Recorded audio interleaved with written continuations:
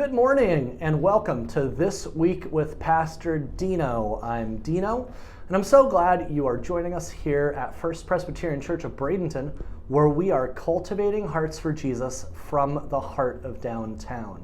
It's been a great week around here, especially as we go through the Lenten season, and today we get an incredible reminder from the prophet Isaiah 1:18.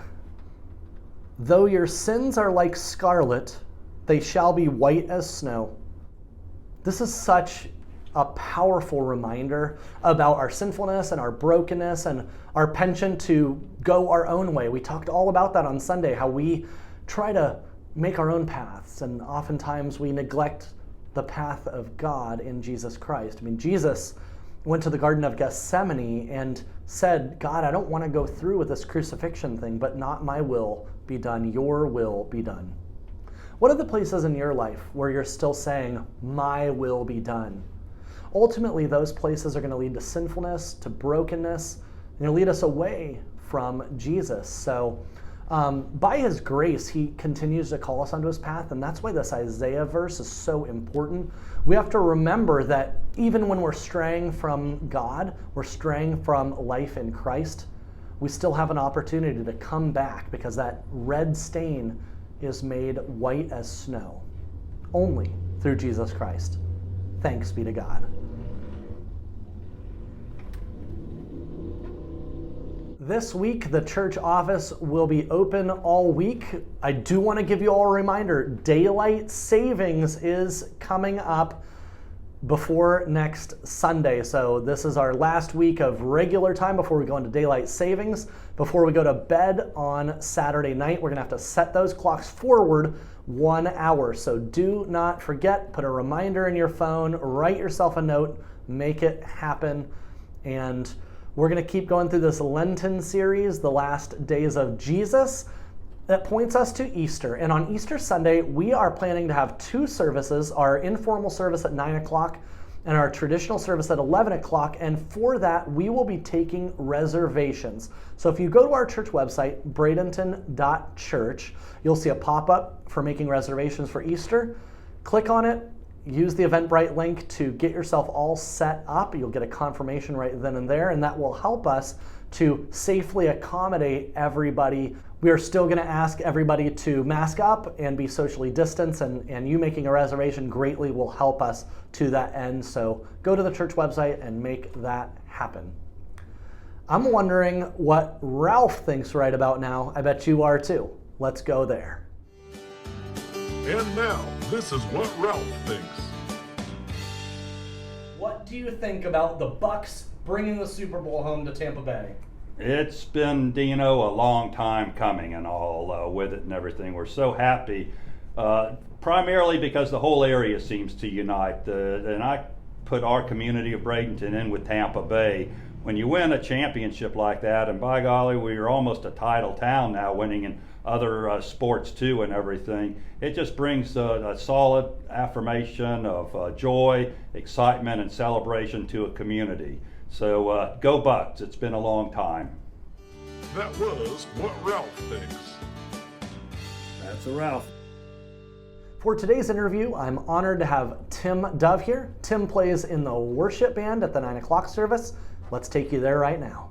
I'm here this morning with Tim Dove. Tim is a relatively new participant of our church, joined up with the worship team, Tim, and I got to tell you, talent and a huge heart, and just want to thank you so much for the opportunity I've had to lead with you. But why don't you tell us a little bit about yourself? How'd you end up at First Presbyterian Church?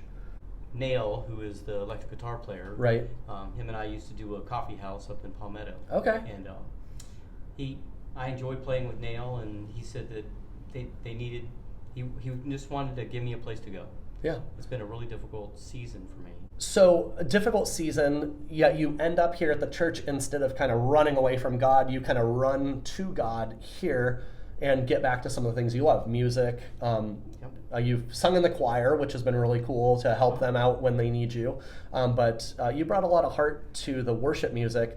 I understand now at different times you've done different things in worship music. You've been a worship leader and whatnot. Right. Can you tell me about some of those experiences and how long you've been doing music in the church?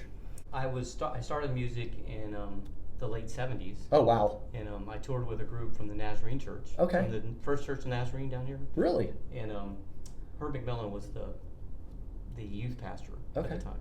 So we toured the country about 4 or 5 summers. Really? And I set up equipment, and I did a lot of I was kind of the servant Okay. person to do things. I led the choir for one of the sessions. Wow, no kidding. So that was where I started getting involved in it. Started playing guitar, and then I went to the University of Florida.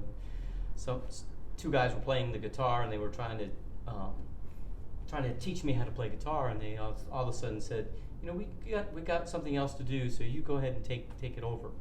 So after about 2 months of being under their tutelage, I took over the worship leading at Campus Crusade for Christ. Really? Yeah. So that's where At the you University of started Florida. this? Yeah. No kidding. And when was that, like early 80s then? Yeah, it's about 83, 84, yes. No kidding. That's really cool. Came back to Bradenton, joined a band called True Promise, and Okay. played keyboards and guitar and ran sound and had Yeah. all the equipment and stuff. Awesome. Well, what's your favorite instrument to play? Guitar when I get to sing. Yeah. I really enjoy worshiping God. I enjoy the moment when I can meld the guitar sound with just the Spirit of God in me. Yeah, absolutely. And have you been able to feel that and to kind of experience that here? I know it's been a kind of a different role. You play a lot of things. I'm right now leading the worship while Mariah's out having a baby, which is the right thing for her to be doing. But you play a lot of different instruments, so you've actually been able to fill in. Are you finding that to be the case here? You're able to kind of meld that spirit and the musicality to it? I'm just enjoying being able to play and not have a lot of pressure. Sure. Because right now pressure is not a thing that I'm enjoying. Right, yeah. My job is very pressureful. Yeah, sure. We stuck you in there. You did a couple of weeks at first because I was unavailable, and then, we got you in there. So you like being around First Press? I like the people. The people are great. Yeah? Awesome. And what else have you noticed since you're kind of new to being around here? What else do you notice here? Well, I think there's a desire to work together. I really enjoy working with Larry and yourself. Cool. Because it's really neat to, be able to contrast what each person can do. Yeah. I led a Bible study for like 7 or 8 years. In that Bible study, I really emphasized 1 Corinthians 12, where it says the body is a unit made of many parts. Sure. And I keep saying that we're all in this together. We're all working together for different gifts. Yeah, And absolutely. when I used to work with a team back in the day, that I would say that this is the most critical point, is to work as a team. Sure. A band is not a band unless the band is a team and not a individual. Yeah, And absolutely. when you appreciate what the bass player plays, you appreciate what the drummer plays, you appreciate what the electric guitar adds, and you listen to those parts and you go, yeah, that's part of that 1 Corinthians 12. Sure, even if we look at the band like from Sunday, and I'm going to show everybody kind of what this looks like real quick. For I am yours, and you are mine. Oh,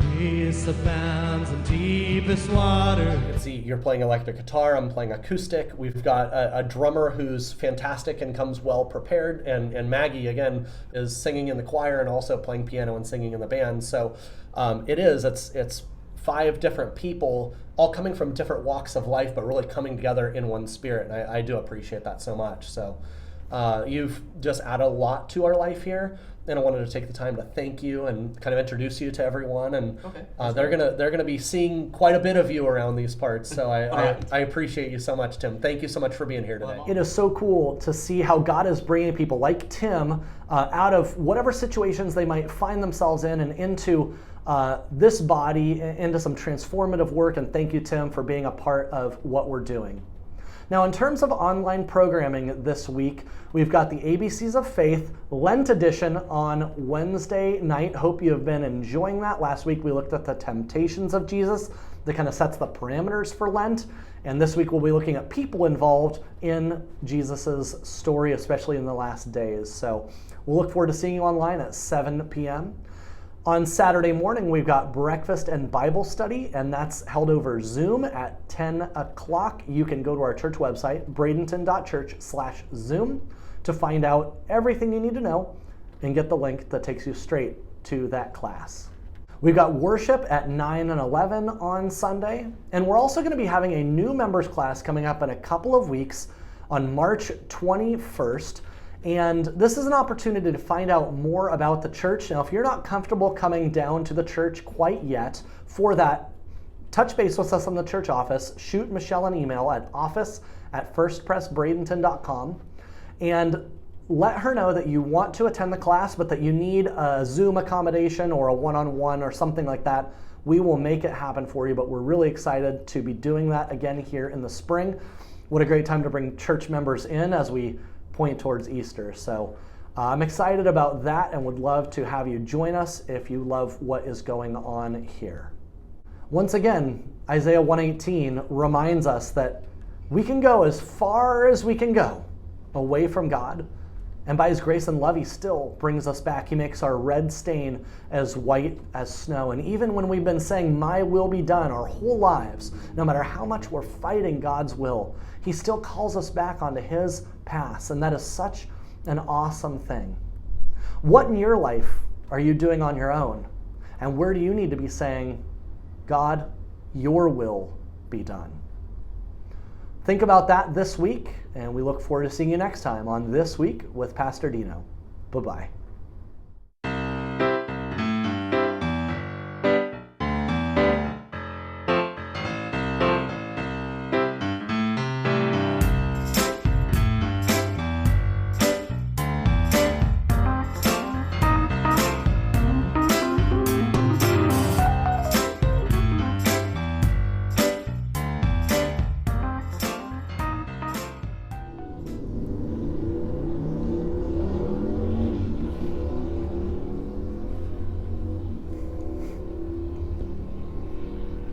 Still waiting for that motorcycle to